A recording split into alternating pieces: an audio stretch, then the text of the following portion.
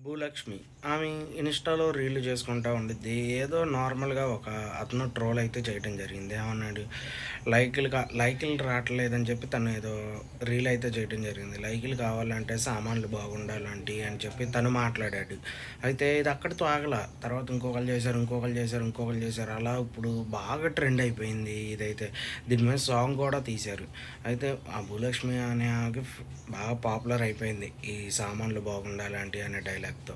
అయితే ఇది పక్కన పెడితే తను పాపులర్ అయినందుకు తను హ్యాపీగా ఫీల్ అవుతుంది ఏంటో అయన్నీ తెలీదు గానీ, హ్యాపీగానే ఫీల్ అవుతుంది అనుకుంటున్నా. ఎందుకంటే తను కూడా ఒక రీల్ చేసింది. అదే సామాన్లు బాగుండాలి ఆంటీ అని చెప్పి. తను మామూలు ఫ్రెండ్లీగానే చేసింది. అయితే తను అంతగా సీరియస్‌గా తీసుకోలేదు కాబట్టి పర్లేదు. అయితే సీరియస్‌గా తీసుకుంటే వేరేలా ఉండేది. అయితే ట్రోల్ చేసింది ఒకళ్ళా ఇద్దరా అంటే కాదు.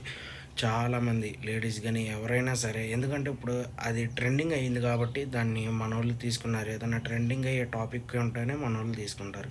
అలా సామాన్లు బాగుండాలి ఆంటీ అని ట్రెండింగ్ అయింది. ప్రతి ఒక్కళ్ళు ఆ రీల్ అనేది చేస్తున్నారు. మీరు చూసే ఉంటారు.